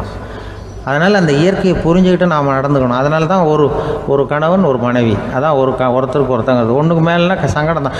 ஒரு பஸ்ஸில் வந்து ரெண்டு பெண்கள் வந்துக்கிட்டு இருந்தாங்களாம். பஸ்ஸு பிரயாணம். 2 பெண்கள் வந்து பக்கத்தில் உட்காந்துருக்காங்க. அந்த கண்டக்டரை கூப்பிட்ருக்காங்க, இங்கே வாயா அப்படின்னு அந்த ஒரு அம்மா கூப்பிட்ருக்கு. என்னம்மா அப்படின்ட்டுருக்கார். வந்து இந்த ஜன்னலை திறந்து விட்டு போ அப்படின்னு. சரின்னு அதுக்கு பக்கத்தில் இருந்த ஜன்னலை திறந்து விட்டு அவர் போயிட்டார். பக்கத்தில் இருந்தம்மா உடனே இங்கே வாயா மறுபடியும் வாயான்னு கூப்பிட்ருக்கு. வந்து என்ன இந்த ஜன்னலை மூடி விட்டு போ அப்படின்ட்டுருக்கு. மூடி விட்டு போனார். மறுபடியும் அந்த முன்னாடி கூப்பிட்டது வாமா வாயான்னு மறுபடியும் கண்டக்டரை கூப்பிட்டு, என்ன இந்த பார், இந்த ஜன்னலை வந்து நீ மூடி வச்சின்னா நான் மூச்சு திணறி செத்து போடுவேன். அப்புறம் உடனே பக்கத்தில் இருந்தம்மா தபாரியா அந்த அம்மா பேச்சை கேட்டுட்டு நீ திறந்து வச்சின்னா நான் குளிர் தாங்காமல் செத்து போடுவேன் அப்படின்ட்டு அவர் தலையை பிச்சுக்கிறார் கண்டக்டர். என்னடா பெரிய ரொம்ப போச்சு, எனக்கு கொஞ்சம் தூரம் பிரயாணம், இதில் கூட அட்ஜஸ்ட் பண்ணி போகக்கூடாதா அப்படின்னு. அப்போ அந்த பஸ்ஸில் பின்னாடி ஒருத்தன் கடைசி சீட்டில் வெயில் தாங்காமல் சட்டையெல்லாம் கட்டி போட்டுட்டு ஒரு கிராமத்து ஆள் பீடி குடிச்சிட்டு வரான். அவர் கூப்பிட்ருக்கான் அந்த ஆள், அந்த கண்டக்டர் இங்கே வாயா அங்கே என்ன தகராறு அப்படின்னு. அந்த எதிர்த்து வீட்டுக்காரன் வந்தானே முன்னாடி பஞ்சாயத்துக்கு, அது மாதிரி கண்டக்டர் இங்கே வாயா, அவன் ஏன் நீ என்ன சொல்ல போகிற அப்படின்ட்டு வந்திருக்கான். சட்டையெல்லாம் கட்டி போட்டு பீடி குடிக்கிறோம், பீடி புகையை ஊதி விட்டு அங்கே என்ன தகராறு அப்படின்னு கேட்டிருக்கான். ஒன்றும் இல்லையா, அந்த அம்மா வந்து ஜன்னலை திறந்தா செத்து போவேங்கிறது, இந்த அம்மா ஜன்னலை மூடுனா செத்து போவேங்கிறது, நான் என்னையா பண்ணுறது ஒரு ஆள் அப்படின்னு. இதுக்கு ஏன் கவலைப்படுறேன், நான் சொல்கிறத கேள்வி, நான் தீர்த்து வைக்கிறேன் பிரச்சனையை அப்படின்னு சொல்லிவிட்டு பீடியை எடுத்துக்கிட்டு புகையை ஊதிவிட்டு சொன்னானா, கொஞ்ச நேரம் அந்த ஜன்னலை மூடி வை, அந்த அம்மா செத்து போவோம், அப்புறம் திறந்து வை, இந்த அம்மா செத்து போவோம், நாம் நிம்மதியாக போகலாம் அப்படின்னு சொல்லிட்டு பீடி குடிக்க ஆரம்பிச்சிட்டான். அவருக்கு கோவம் வந்துட்டுது கண்டக்டருக்கு. உனக்கு என்னையா நீ பாட்டுக்கு சொல்லிட்டு போடுவ, அந்த 2 அம்மாவும் செத்து போச்சுன்னா அவங்க வீட்டுக்காரனுக்கெல்லாம் யார் பதில் சொல்கிறது அப்படின்னா, கவலையே படாத, 2 பேருக்கும் நான் தான் வீட்டுக்காரன். அதனால தான் அந்த யோசனையை சொன்னேன் அவங்ககிட்ட. அப்புறம் இதுதான் இந்த ஒன்றுக்கு மேலே போச்சுன்னா அது இயற்கைக்கு விரோதம், இப்படிலாம் ஆகும். அதனால தான் அவன் அவ்வளவு ஒன்றுமே வேண்டான்ட்டு கடைசி பெஞ்சு இதில் போய் சீட்டில் உட்காந்துக்கிட்டான். அப்படி அது இயற்கையை புரிஞ்சுக்கிட்டு வாழணுங்கிறது முக்கியம். குடும்பத்தில் வந்து கணவனுடைய பங்கு என்ன, மனைவியினுடைய பங்கு, குழந்தை குட்டிகள்லாம் சொல்லுவாங்க. அப்படி இருக்கணும். கணவன்கிறவனுக்கு நிறைய சகிப்புத்தன்மை தேவைப்படுது. இதில் ஒரு பெரிய நீதிபதி இருந்தார் சென்னையில், உண்மையாக நடந்தது. சென்னையில் ரொம்ப காலத்துக்கு முன்னாடி காந்தி இருந்த காலத்தில் சென்னையில் ஒரு நீதிபதி, அவர் ஒரு நாள் நீதி கோர்ட்லாம் விட்டு ரொம்ப கஷ்டப்பட்டு ராத்திரி சும்மா போய் உடனே வீட்டுக்கு வரல, கோர்ட்டினுடைய நடவடிக்கை முடிஞ்சு வீட்டுக்கு வராமல் போய் எங்கெங்கேயோ போய் சுற்றிவிட்டு அந்த நண்பர்களோடு அப்படி உல்லாசமாக அப்படி கொண்டாடிவிட்டு ராத்திரிக்கு வந்திருக்கிறாரு வீட்டுக்கு 1 மணிக்கு. அப்போ அந்த வயசான அம்மா வாசல்லையே காத்துக்கிட்டு இருக்கு. உள்ளே போச்சு நீதிபதி இன்னும் வந்து சேரலேன்னு வாசல்லையே நின்றுட்டு இருந்துதான். அப்போ அது வந்த உடனே பலார்னு அரைஞ்சி விட்டாங்களாம் அந்த அம்மா. ஏன்டா அவ்வளோ தூரம் எங்கே போனேன்? என்ன தான் நீதிபதியாக இருந்தாலும் அவங்களுக்கு உள்ள தானே. பலார்னு அரைஞ்சி விட்டாங்க. உடனே அவர் கலங்கி போய் அழுதாராம். மறுநாள் கேட்டிருக்காங்க அந்த பக்கத்தில் இருந்தவங்க, ஏன் நீ வந்து பெரிய நீதிபதி, பெரிய பதவியில் இருக்க, அதனால் உன்னை அவங்க அம்மா அடிச்சிட்டாங்கன்னு அழுதியா அப்படின்னு கேட்டாங்களாம். அப்போ அவர் சொன்னாராம் நீதிபதி, இல்லை நான் வந்து இது மாதிரி எங்கள் அம்மாக்கிட்ட அடிக்கடி அடி வாங்குவேன். எப்போதும் அவங்க அடிக்கிற அடி பலமாக விழும். இப்போ அவங்க அடித்தது எனக்கு வலிக்கவே இல்லை. அந்த அளவுக்கு அவங்களுக்கு வயசாகிட்டுதே, பலம் குறைஞ்சிட்டுதேன்னு நினச்சி அழுதேன் அப்படின்னு இருக்காராம். அதுதான் புள்ள அம்மா பேரில் உள்ள பாசங்கிறது.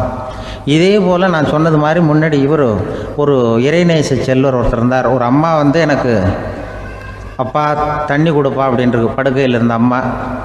இவர் ஏதோ படிச்சுக்கிட்டு இருந்தவர், ஒரு சின்ன இளைஞர். உடனே ஓடி போய் ஒரு குவளையில் தண்ணி எடுத்துகிட்டு போய் அம்மாவுக்கு முன்னாடி நிற்கிறார். முன்ன அந்த அம்மா அதுக்குள்ளே தூங்கி போச்சு. இவர் அந்த தண்ணியை வச்சுக்கிட்டு அவர் பாட்டு நிற்கிறார். விடிஞ்சு போச்சு. விடிகிற சமயத்தில் அந்த அம்மா முடிச்சு பார்க்குது, பையன் தண்ணியோட கையில் வச்சுட்டு நிற்கிறார். ஏம்மா என்னப்பா நீ ராத்திரி பூரா தண்ணியோடு நின்றுட்டு இருக்கிறியா எனக்கா அப்படின்னு. அப்போ அவர் சொன்னாராம், ஆமாம்மா ராத்திரி தண்ணி தாகமாக இருக்குன்னு கேட்டிங்க, உடனே தண்ணி கொண்டு வந்துட்டேன். ஓடி வந்து பார்க்கும்பொழுது நீங்கள் தூங்கிக்கிட்டு இருந்தீங்க. தூங்கிட்டு இருக்கும்பொழுது உங்களை எழுப்ப வேண்டாம், தூக்கத்தை கெடுக்க வேண்டாம்னு நான் நினச்சேன். அதனால் எழுப்பலை. தூக்கம் முழிக்கிற சமயத்தில் உடனே தாகமாக இருக்கும், தண்ணி குடிக்கணும்னு ஆசைப்படுவீங்க, அதனால் தண்ணியை பக்கத்துலேயே வச்சுட்டு நிற்கிறேன் அப்படின்னு அந்த இளைஞர் சொன்னாராம். அப்படியே கட்டி பிடிச்சிட்டு நீ பிற்காலத்தில் பெரிய அறிஞராக வருவேன்னு சொல்லி அந்த அம்மா வரணும்னு சொல்லி இறைவனை வேண்டாங்களாம். அவர் தான் இஸ்லாமிய மார்க்கத்தில், தீன் மார்க்கத்தில் பெரிய ஆளானது. அதாவது ஷர்புதீன் யாஹ்யான்னு ஒருத்தர், அவர் பெரிய இஸ்லாமிய பேரறிஞராக வந்தார். இப்படி அம்மா பேரில் பாசமாக உள்ளவங்கள்லாம் இருந்தாங்க நிறையா. அப்படி அந்த குடும்பத்தில் வந்து அந்த பாசம் நேசம் எவ்வளவு இருக்கோ அவ்வளவுக்கு அவர்கள் உயர்வார்கள்ங்கிறது தான் நம்முடைய பெரிய இதெல்லாம் பெரியவங்கள்லாம் சொல்லியிருக்கிறது அதுதான். அதனால தான் அந்த கணவனுடைய பங்கு என்ன, மனைவியினுடைய பங்கு என்ன, பிள்ளைகளுடைய பங்கு என்னங்கிறத பற்றி ரொம்ப விவரமாக சொல்கிறதுக்காக தான் அதை பற்றி நாம் சிந்திக்க வேண்டிய நேரம் இதுங்கிறதுனால தான். கணவனுக்கு வந்து இது வந்துடக்கூடாது, அதாவது கோபம் வரக்கூடாது, நிதானம் வேணும் அப்படின்லாம் சொல்லுவாங்க. நிதானம், கணவன் வந்து கோபப்படக்கூடாதுமா. அதுக்கு நாங்கள் மனுஷனுக்கு சினம் தவிர்த்தல்னு பயிற்சியெல்லாம் கொடுக்குறாங்க. இப்போது மனுஷன் கோபப்படாமல் இருக்கணும், போகணும் வரணும், அதுக்கு சொல்லுவோம் நாங்கள். சும்மா கதை ரூபமாக சொல்கிறது. அங்கே வேதாத்திரி மகரிஷின்னு இருக்கார், அவர் இதில் வந்து சினம் தவிர்த்தல்னு பயிற்சியை கொடுப்பாங்க. குடும்ப தலைவர்கள் பெரியவங்கள்லாம் வந்து அந்த பயிற்சியை எடுத்துக்கணும். என்ன கூப்பிட்டாங்க ஒரு தரம், சினம் தவிர்த்தல்னு ஒரு பயிற்சி கொடுக்குறோம், அதில் நீ வந்து பேசுன்னாங்க. நான் சொன்னேன், நான் பயிற்சிக்கு வேணா வரேன், என்னை பேச வேண்டாம் சார், நான் வந்து பயிற்சி கற்றுக்கிறேன். இல்லை நீ அதெல்லாம் பயிற்சி நாங்கள் கொடுக்குறோம், நீ உனக்கு என்ன தெரியுமோ சொல்லு, மனுஷன் கோவப்படாமல் இருக்கணும், அதுக்கு ஏதாவது வழி சொல்லிட்டு போ அப்படின்னு கூப்பிட்டாங்க. சரின்ட்டு போனேன். அங்கே போய் நான் சொன்னேன், இது மாதிரி எனக்கு தெரிஞ்சது ஒரு கதை மாதிரி சொன்னேன். மீனம்பாக்கம் ஏர்போர்ட், அங்கே ஜப்பானுக்கு போக வேண்டிய ஒரு பிரயாணி லக்கேஜோடு நிற்கிறார் நிறையா. இதை வாங்கி பிளேனில் ஏற்றக்கூடிய ஒரு தொழிலாளி அவர்கிட்ட ஒரு சண்டை போடுறார், அடிக்க போகிறார், திட்டுறாரு, கண்டாமலான்னு திட்டுறார். அவர் இதை ஒருத்தர் பார்த்துக்கிட்டே இருக்கார். அந்த சினம் தவிர்த்தல் பயிற்சி கொடுக்குற பேராசிரியர் ஒருத்தர் பார்த்துக்கிட்டே இருக்கார். இது எப்படி இவன் இந்த ஆள் அவ்வளவு கோபமாக அடிக்க போகிறான், திட்டுறான் அந்த பெரிய மனுஷன், இவர் பதிலுக்கு அவர் திட்டவே இல்லையே. அந்த தொழிலாளி சிரிச்சுக்கிட்டே சரி சார் அப்படின்னுட்டே இருக்கான். இவர் லக்கேஜை வாங்கி பிளேனில் ஏற்றுற தொழிலாளி இப்போ கண்ணாவுடனே அடிக்க போகிறான், திட்டுறான், முகம் செவந்து போச்சு. இவருக்கு என்ன ஆச்சரியம்னா, இந்த ஆள் இவ்வளவு கோவப்படுறான், அதை வாங்கி அந்த தொழிலாளி கொஞ்சம் கூட முகத்தில் கோபமே படலையே, சிரித்த முகத்தோடு இருக்கானே, இவன் வந்து நமக்கு பயிற்சி வகுப்பு எடுக்கலாம் போல இருக்கே அப்படின்னு இவர் நினச்சிட்டார். ரொம்ப நேரம் அவர் கத்திக்கிட்டு இருந்தார். சரி சார்ன்ட்டு அதை வாங்கிட்டு அவர் போயிட்டார். போனதுக்கப்புறம் இந்த ஆள் அப்புறம் பிளேன் வந்தது, ஏறி அவர் போயிட்டார், ஜப்பானுக்கு போயிட்டார். அதுக்கப்புறம் இந்த சினம் தவிர்த்தல் பேராசிரியர் ஓடி போய் அந்த தொழிலாளியை பிடிச்சி கொண்டு வந்தார். இந்த பாருப்பா, நான் வந்து காலையிலேருந்து பார்த்துக்கிட்டு இருக்கேன், அந்த ஆள் உன்னை அடிக்க வந்தான், திட்ட வந்தான், இவ்வளவு கோவப்படுறான், உனக்கு பதிலுக்கு நீ கோவமே படலையே, உனக்கு கோவமே வராதா, அது எப்படி நீ சினம் தவிர்க்கிறது, எப்படி உனக்கு கோவமே வரலையா அப்படின்னு கேட்டிருக்கார். அப்போ அந்த தொழிலாளி சொன்னாராம், அப்படி இல்லை சார், மனுஷன்னு பிறந்தா கோவம் படாமல் இருக்க முடியாது, எல்லாருக்கும் கோவம் வரும், அது அவங்கவுங்க வழியில் டீல் பண்ணுவாங்க, நான் அதை என் வழியில் டீல் பண்ணேன், அவ்வளோதான். அப்போ அவர் திட்டும் பொழுது உனக்கு கோபம் வந்தது தானே? வந்தது சார். அப்போ அது எப்படி டீல் பண்ணேன்னு கேட்டிருக்காரு. அப்போ இவன் சொன்னான், ஒன்றும் இல்லை சார், அந்த பிரயாணி வந்து இப்போ ஜப்பானுக்கு போயிட்டுருக்கார், அவர் லக்கேஜெலாம் அமெரிக்கா போயிட்டுருக்கு.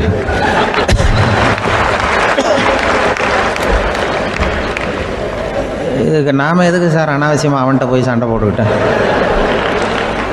அப்படி மாற்றி ஏற்றி விட்டா அவன் போய் பார்த்துக்கிறான் எங்கேயாவது. அதுதான் நான் சினம் தவிர்க்கிற வழி அப்படின்னு சொன்னாரான். உடனே இதை தான் எனக்கு தெரிஞ்சது கோபம் வராமல் இருக்கிறதுன்னு அங்கே பேசினேன் அந்த கூட்டத்தில். அதுக்கப்புறம் இன்ன வரைக்கும் அவங்க கூப்பிடுறதே இல்லை என்ன. ஏன்னா நாங்கள் வந்து முறையாக ஒருத்தன் கோவப்படாமல் இருக்கிறதுக்கு என்ன வழின்னு சொல்லி கொடுத்துட்ருக்குறோம். நீ இப்படி பண்ணுறியப்பா அப்படின்னு சொல்லி. இப்போ எப்படின்னா, ஒரு 600 வருஷத்துக்கு முன்னாடி மனுஷனுக்கு இருந்த நெருக்கடி இருக்குது பாருங்கள். ஒரு 600 வருஷத்துக்கு முன்னாடி மனுஷனுக்கு எவ்வளோ நெருக்கடி இருந்ததோ அதுபோல் 40 பங்கு இப்போ அதிகமாகிட்டு தான் கண்டுபிடிச்சி சொல்லியிருக்கிறாங்க. அவ்வளவு நெருக்கடிக்கு மத்தியில் நாம் வாழ்ந்துக்கிட்டு இருக்கிறோம். ஒரு 600 வருஷத்துக்கு முன்னாடி என் தலையில் 1 கிலோ வச்சுக்கிட்டு நின்னேன்னு வைங்க, இப்போ 40 கிலோ வச்சுக்கிட்டு நிற்கிறேன். அப்படி ஒவ்வொரு மனுஷனுக்கும் வாழ்க்கையில் நெருக்கடி அதிகமாக போச்சு. இப்போ இந்த நெருக்கடியில் முன்னாடிலாம் யாரோ ஒருத்தர் தான் தியானம் பண்ணுவாங்க. தியானம்னா ஒருத்தர் 2 பேர் காட்டுக்கு போய் தியானம் பண்ணிகிட்டு இருப்பாங்க 600 வருஷத்துக்கு முன்னாடி. இப்போ வீட்டுக்கு வீடு தியானம் நடக்குது. ஏன்னா அந்தளவுக்கு வாழ்க்கையில் ஒரு நிம்மதி வேணும் அப்படின்னு சொல்லி பண்ணிட்டாங்க. அதுக்கு தான் இயற்கை கொடுத்துருக்கிற ஒரு இயற்கையான வைத்தியம்தான் சிரிப்புங்கிறது. இதை பற்றி பெரியவங்கள்லாம் இப்போ ஆராய்ச்சி பண்ணிகிட்டு இருக்கிறாங்க. சிரிப்புங்கிறது நாம் பிறந்து ஒரு 6 மாதத்தில் தான் முதல் தடவையாக விவரமாக சிரிக்க ஆரம்பிக்கிறோமா. நம்ம பிறந்து 6 மாதத்துக்கு, அதாவது முதல் தடவை சிரிக்க ஆரம்பிக்கிறது ஒரு 6ஆவது வாரம், 1.5 மாதத்தில் தான் குழந்தை வந்து விவரமாக சிரிக்க ஆரம்பிக்குது. அப்புறம் அப்படியே சிரிக்க ஆரம்பிக்கிறோமா. அதையெல்லாம் இப்போ கணக்கு எடுத்துருக்குறாங்க. ஒரு குழந்தை ஒரு நாளைக்கு 200 தடவை சிரிக்குதான் ஒரு குழந்தை. பெரியவங்கள்லாம் 15 தடவை சிரிக்கிறாங்களாம். 200 தடவை சிரிச்சுக்கிட்டு இருந்த நாம் அப்படியே குறைஞ்சி 15 ஆகிட்டு. அதனால தான் இருதய நோயெல்லாம் வருது, ஹார்ட் அட்டாக்லாம் வருதுன்னு கண்டுபிடிச்சிருக்கிறாங்க. 200 சிரிப்புக்கு வந்து அது வந்து இயல்புத்தன்மை, மனுஷனுடைய இயல்புத்தன்மை சிரிக்கிறது. அதுக்கு ஜோக்கே தேவைப்படாது. ஆனால் இப்போ காலங்காலமாக நாம் என்ன போதிக்கப்பட்டு வந்திருக்கிறோம்னா, சிரிப்புங்கிறது ஒரு பாவமான செயல். ஒரு முதலாளிக்கு முன்னாடி தொழிலாளி சிரித்தா மரியாதை குறைச்சல், ஒரு கணவனுக்கு முன்னாடி மனைவி சிரித்தா மரியாதை குறைச்சல், அது மாதிரி ஒரு வாத்தியாருக்கு முன்னாடி பையன் சிரித்தா மரியாதை குறைச்சல், ஒரு ஆஃபீஸருக்கு முன்னாடி பியூனு சிரித்தா மரியாதை குறைச்சல், இப்படின்னு சொல்லி சிரிப்புங்கிறது ஏதோ மரியாதை குறைவான செயல்னு காலங்காலமாக நாம் போதிக்கப்பட்டு வந்திருக்கிறோம். இப்போ மரபு ரீதியாகவே அந்த சிரிப்பு வந்து நம்மகிட்ட சிறைப்பட்டுருக்கு தான், அடங்கி போச்சு. அந்த சிறைப்பட்டிருக்கிற சிரிப்பை வெளியில் கொண்டு வர்றதுக்கு தான் ஜோக்குன்னு ஒரு சாவியை போட வேண்டியிருக்கு. வேறு இந்த ஜோக்குக்கும் சிரிப்புக்கும் சம்மந்தம் இல்லை. அதை ஏற்கனவே இருக்கிறத வெளில கொண்டு வரதுக்கு ஒரு சாவி மாதிரி உபயோகப்படுதுன்னு இப்போ அதை பற்றி ஆராய்ச்சி பண்ணுறவங்களாம் சொல்கிறாங்க. ஏன்னா சிரிப்புக்கு ஜோக்கு தேவைப்படாது. இப்போ ஒரு குழந்தை தொட்டிலில் படுத்துருக்குன்னு வைங்களேன், குழந்தை தொட்டிலில் இருக்குது, அது முகத்துக்கிட்ட போய் ஒரு கிளுகிழுப்பை ஆட்டுங்க சிரிக்கும். அந்த கிளுகிழுப்பை சத்தமே சிரிக்க வைக்கிறதுல அதுதான் மனுஷனுடைய இயல்புத்தன்மை. அது என்ன ஜோக்காது? சத்தம். ஒரு கிளுகிழுப்பையை கொண்டு போய் குழந்தை முகத்துக்கிட்ட ஆட்டினா சிரிக்குதே, அதுதான் இயல்புத்தன்மை. அதே கிளுகிழுப்பையை ஒரு தாத்தா மூஞ்சிக்கிட்ட ஆட்டுங்க, கோவம் வந்துடும், அடிக்க வருவார். என்னடா விளையாட்டு இது அப்படிமாரு. ஏன்னா அவர் சிரிச்சுக்கிட்டு இருந்தவர், அப்படி இருந்தவர் ஒரு காலத்தில். ஒரு கிளுகிழுப்பைக்கு சிரித்தவர் ஒரு காலத்தில் இப்போ கோவப்படுறாருன்னா அந்த அளவுக்கு நம்ம மாறி போயிட்டே வந்துக்கிட்டு இருக்கிறோம். அதனால் வந்து அந்த இயல்புத்தன்மை மாறாமல் இருக்கணுங்கிறது ரொம்ப முக்கியம். அதுக்காக எல்லோரையும் குழந்தையாக்க முடியாது. மனுஷன் வந்து எல்லோரும் இனிமேல் வந்து வயசுங்கிறது கூட ஆகிட்டே தான் இருக்கும். அதுக்காக குறைச்சிக்கிட்டே போக முடியாது. அதுக்கு யாராவது மருந்து கண்டுபிடிச்சாதான் உண்டு. ஆனால் ஒருத்தர் மருந்து கண்டுபிடிச்சாராம், சொல்லுவாங்க. ஒரு டாக்டர் வந்து ஒரு மாத்திரை கண்டுபிடிச்சாராம். ஒரு மாத்திரை சாப்பிட்டா ஒரு வயசு குறையும், ஒரு மாத்திரை சாப்பிட்டா ஒரு வயசு குறையும் அப்படின்னு ஒரு மாத்திரையை கண்டுபிடிச்சிருக்காரு. ஒரு பாட்டி அம்மா, 90 வயசு பாட்டி, அது போயிருக்கு. அதே டாக்டர்கிட்ட போய், ஐயா எனக்கு ஒரு பாட்டில் மாத்திரை கொடுங்க, இந்த வயசு குறையிற மாத்திரை அப்படின்றது. அவர் ஒரு பாட்டில் கொடுத்தாரு மாத்திரை. பாரும்மா பாட்டியம்மா, ஒரு மாத்திரை சாப்பிட்டா ஒரு வயசு குறையும், எடுத்துகிட்டு போகணும்னு கொடுத்துருக்காரு டாக்டர். இந்த 90 வயசு பாட்டி எடுத்துகிட்டு வீட்டுக்கு வந்துட்டு மறுநாள் அதே டாக்டர்கிட்ட போயிருக்கு. 30 வயசு பொண்ணாக போச்சான். 30 வயசு பொண்ணாக மாறி அதே டாக்டர்கிட்ட போயிருக்கு. இடுப்பில் ஒரு கை குழந்தை, அது சட்டை கிட்ட போடாமல் கட்டவரில் வாயில் வச்சுட்டு உட்காந்துருக்கு. நேராக டாக்டர்கிட்ட போய், டாக்டர் நேற்று வந்தேன், ஏதோ ஒரு மாத்திரை சாப்பிட்டா ஒரு வயசு குறையினீங்க, நான் ஏதோ ஒரு ஆர்வத்தில் ஒரு 30-40 மாத்திரை சாப்பிட்டேன், இப்படி ஆகிட்டேன் அப்படின்னு. இப்போ டாக்டர் சொல்லியிருக்காரு, இதுக்கு ஏமா வருத்தப்படுற, எல்லோரும் வந்து வயசு குறையணும்னு தான் நினைக்கிறாங்க, உனக்கு வயசு குறைஞ்சிட்டுது, நீ சந்தோஷப்படு, இதுக்கே மறுபடியும் என்னட்ட வந்திருக்கிற அப்படின்னாரான் டாக்டர். அப்போ அந்த அம்மா சொல்லித்தான், அதை என்னை பற்றி பரவாயில்ல டாக்டர், என் இடுப்பில் பாருங்கள் கை குழந்தை, இது சட்டை கிட்ட போடாமல் உட்காந்துருக்கு, கட்டவரில் வாயில் வச்சுட்டு உட்காந்துருக்கு, இது ரொம்ப ஆர்வத்தில் ஒரு 70 மாத்திரையை சாப்பிட்டு விட்டுது, இது என் வீட்டுக்காரரு. இவர் இடுப்பை விட்டு கீழே இறங்க மாட்டேங்கிறார். நான் எதையாவது கொடுத்து இனிமேதான் வயசை கூட்டி இறக்கி விடுவேன் டாக்டர் அப்படின்னு தான். அவர் ஏதோ நமக்கும் இதுக்கும் சம்மந்தம் இல்லைங்கிறது மாதிரி கட்டாரில் வச்சுட்டு அவர் பாட்டு உட்காந்துருக்கார். ஏதோ நமக்கு இந்த உலகமே இல்லை, நமக்கு சம்மந்தம் இல்லைங்கிற மாதிரி உட்காந்துருக்கார். இப்படியே நான் தூக்கிட்டு எங்கே அலையிறது அப்படின்னு தான். அதனால் வயசை குறைக்கிறது இயற்கைக்கு விரோதமாக நாம் பண்ண முடியாது. ஆனால் இந்த இயல்பு தன்மை மாறாமல் வச்சுக்கலாம். குழந்தை மாதிரி மாற முடியாதே தவிர அந்த குழந்தை தன்மையோடு வாழறதுக்கு கற்றுக்கணும்.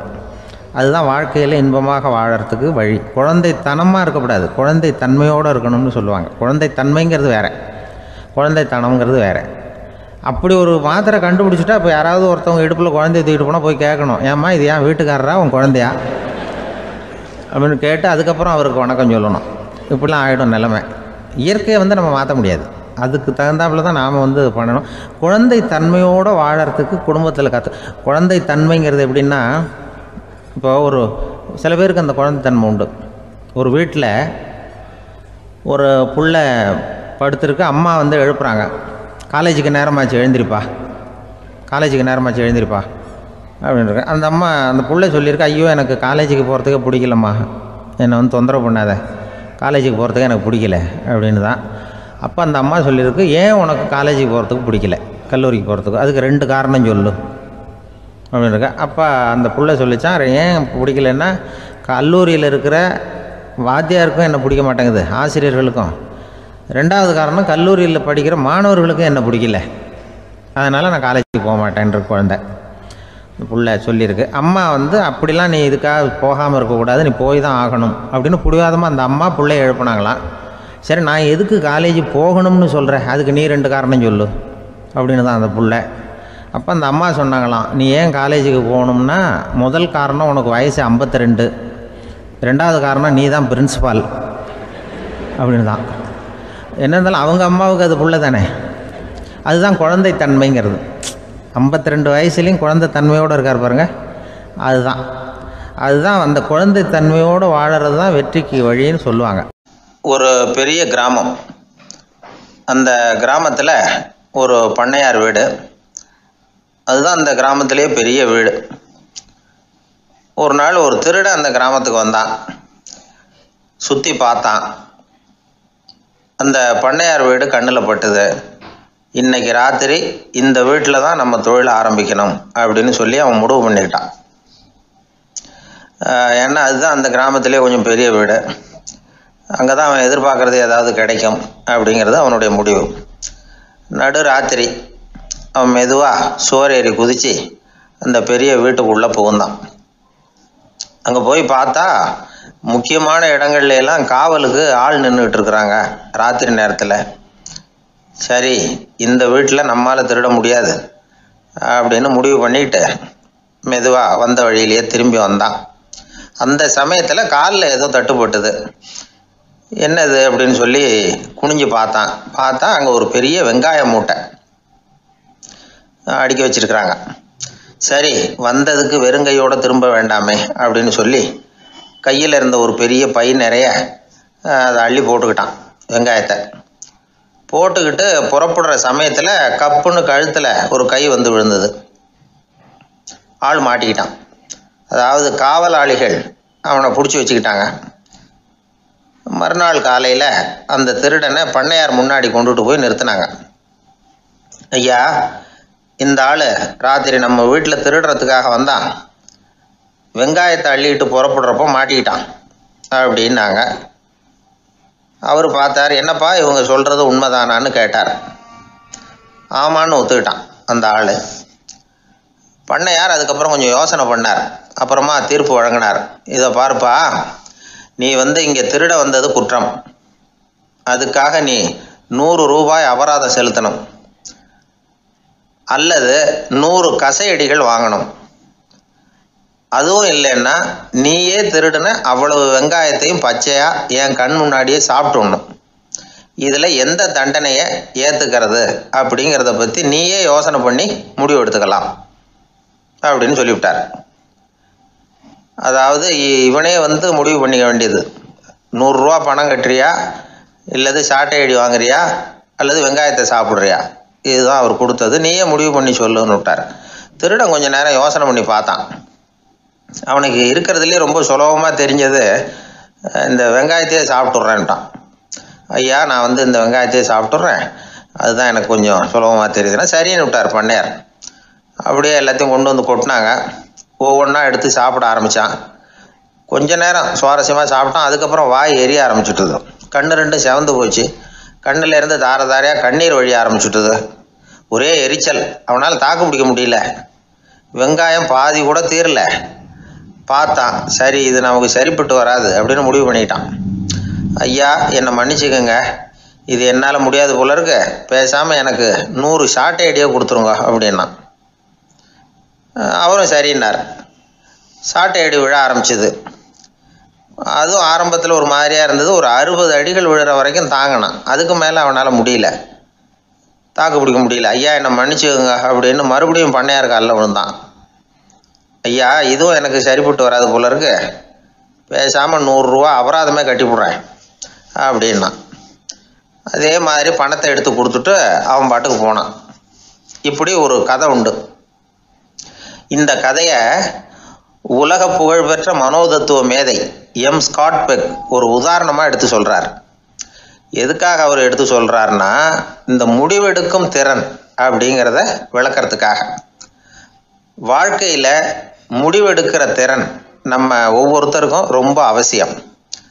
எந்த சந்தர்ப்பத்தில் எப்படி முடிவெடுக்கிறோம் அப்படிங்கிறத வச்சு தான் நம்ம வாழ்க்கை அமையும். எவ்வளவு தான் பணம் இருந்தாலும் சரி, எவ்வளவு தான் படிச்சிருந்தாலும் சரி, இந்த முடிவெடுக்கிற திறன் சரியா இல்லைன்னா வாழ்க்கையில் பல சறுக்கல்களை சந்திக்க வேண்டியிருக்கும். நாம் முடிவுகள் எடுத்தால் அந்த முடிவுகளால் ஏற்படக்கூடிய விளைவுகளுக்கு நாம் பொறுப்பு ஏற்க வேண்டி இருக்குமே அப்படிங்கிற பயத்தினால முடிவெடுக்கிற அதிகாரத்தை பல சமயங்களில் நாம் மற்றவங்களுக்கு தாரவாத்து கொடுத்துட்றோம். நாமே முடிவெடுக்கக்கூடிய திறமையை வளர்த்துக்கிறது தான் ரொம்ப முக்கியம். ஒருத்தர் சொன்னார், சார், சின்ன சின்ன பிரச்சனைகள்ல எல்லாம் எங்கள் வீட்டில் என் மனைவி முடிவு எடுக்க விட்டுருவேன், பெரிய பிரச்சனைகள்ல எல்லாம் நான் தான் முடிவெடுப்பேன் அப்படின்னார். பரவாயில்லையே அப்படின்னு சொல்லி, சின்ன சின்ன பிரச்சனைகள்னா எதுங்க அப்படின்னு கேட்டேன். ஒன்றும் இல்லை, இந்த வீட்டு வருமானத்தை பெருக்கிறது எப்படி, வீட்டு செலவை சரி கட்டுறது எப்படி, வீட்டு செலவுக்கு வாங்கியிருக்கிற கடனை அடைக்கிறது எப்படி, இதெல்லாம் சின்ன சின்ன பிரச்சனைகள், என் மனைவிகிட்ட முடிவெடுக்கிற விஷயத்தை விட்டுருவேன்னார். பெரிய பிரச்சனை தான் நான் எடுத்துக்குவேன்னார். அப்படின்னா பெரிய பிரச்சனைன்னா எது சார் அப்படின்னு கேட்டேன். அது என்னென்னா, இந்த உலக பொருளாதாரத்தை மேம்படுத்துறது எப்படி, 21ஆம் நூற்றாண்டில் என்னென்ன சவால்களை சந்திக்க வேண்டியிருக்கும் உலகம், இதெல்லாம் நான் பார்த்துக்குவேன் அப்படின்னார். பாருங்கள், இது பிரச்சனைகள்லேருந்து தப்பிக்கிற வழி. அதனால் வாழ்க்கையில் பிரச்சனைகளை சந்திக்கிறதுக்கு தயங்கக்கூடாது. அதே மாதிரி சரியான நேரத்தில் சரியான முடிவு எடுக்கிறதுக்கு நாம் கற்றுக்கணும். அது ரொம்ப முக்கியம். ஒரு ரயில் போய்கிட்டு இருக்கு. அதில் ஒரு பெரியவர் பிரயாணம் பண்ணிகிட்டு இருக்கிறார். எதிரில் ஒரு பெரிய அதிகாரி, ஐஏஎஸ் ஆஃபீஸர் உட்காந்துருக்கிறார். 2 பேருக்கும் முன்ன பின்ன அறிமுகம் இல்லை. அவர் வேற யாரோ, இவர் வேற யாரோ. ஒரே ரயிலில் பிரயாணம் பண்ணிகிட்டு இருக்கிறாங்க. அதுவும் எதிர்த்த இருக்கையில். ஏதோ ஒரு நகரத்தில் வண்டி நின்றுது. 2 பேரும் கீழே இறங்கினாங்க. பெரியவர் ஒரு ட்ரங்கு பெட்டியோட கீழே இறங்கினார். அந்த அதிகாரி கையில் ஒரு சின்ன பெட்டி. அவர் அந்த சின்ன பெட்டியை கீழே வச்சுட்டு கூலி கூலின்னு கத்திக்கிட்டு இருந்தார். இந்த பெரியவர் பார்த்தார். ஐயா, இந்த பெட்டி மட்டும்தானா, இல்லை இன்னும் ஏதாவது இருக்குதா அப்படின்னு விசாரித்தார். இப்போ அதிகாரி சொன்னார், இல்லைங்க, இது மட்டும்தான் அப்படின்னு சொன்னார். இதுக்கு என்னத்துக்காக கூலி ஆள், நானே எடுத்துக்கிட்டு வரேனே, வாங்க அப்படின்னு சொல்லி அந்த பெட்டியை இந்த பெரியவர் கையில் எடுத்துக்கிட்டார். எடுத்ததும் 2 பேரும் பேசிக்கிட்டே நடந்து வராங்க. இப்போ பெரியவர் சொன்னார், இப்போ உள்ள நாகரிகம் எப்படி இருக்குன்னா, சுமை கால் பணம், சுமக்கூலி முக்கால் பணம் அப்படிங்கிற மாதிரி இருக்குது.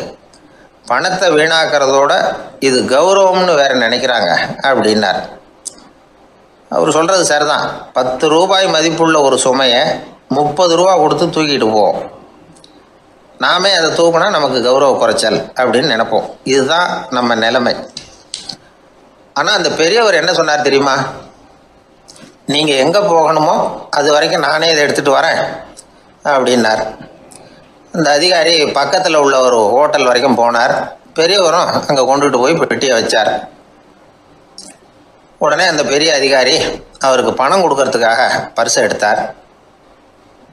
உடனே இவர், ஐயா, எனக்கு கூலி எதுவும் வேணாம், உங்களுக்கு சேவை செய்கிறது என்னுடைய கடமை, நான் இந்த சேவையை செய்தது பணத்துக்காக இல்லை, அன்புக்காக அப்படின்னு சொல்லிவிட்டார். அதுக்கப்புறம் அவர் நன்றின்னார். 2 பேரும் பிரிஞ்சுட்டாங்க. இது முடிஞ்சது. அன்னைக்கு சாயந்தரம் அங்கே ஒரு பெரிய கூட்டம் நடக்குது. இந்த அதிகாரியும் அந்த கூட்டத்துக்கு போகிறார். மக்கள் கூட்டம் ரொம்ப அதிகம். அதனால் இந்த அதிகாரியும் ஒரு ஓரமாக உட்காந்துக்கிட்டார். அப்புறம் கொஞ்ச நேரத்தில் இந்த முக்கிய விருந்தினர் பேசுகிறதுக்காக வரார் மேடைக்கு. மேடையில் இருந்த பெரியவங்கள்லாம் எழுந்திரிச்சு நின்று அவருக்கு மாலை போட்டு மரியாதை செய்கிறாங்க. எங்கேயோ ஒரு மூலையில் உட்காந்துருந்தார் அதிகாரி. அவர் இதை கவனித்தார். அவருக்கு ரொம்ப ஆச்சரியம், அதிர்ச்சி. ஏன்னா அங்கே பேச வந்த முக்கிய விருந்தினர் வேற யாரும் இல்லை, இன்னைக்கு காலையில் இவர் பெட்டியை தூக்கிட்டு வந்தார் பெரியவர், அவர் தான். சரி, அந்த பெரியவர் யார் தெரியுமா? அவர் தான் ஈஸ்வர சந்திர வித்யாசாகர். கூட்டம் முடிஞ்சது. அதிகாரி அவரை தேடி ஓடினார். அவர் கைகளை பிடிச்சிக்கிட்டார். ஐயா, என்னை மன்னிச்சுருங்க அப்படின்னாரு. அப்புறம் சொன்னார், அகங்காரங்கிற கெட்ட புத்தி தான் உண்மையை கண்கள்ல இருந்து மறைக்குது, அகங்காரம் தான் மனுஷனை அழிக்குது. நீங்கள் ரொம்ப பெரிய மனிதர், இருந்தாலும் மனிதத்தன்மையோடு நடந்துக்கிறீங்க.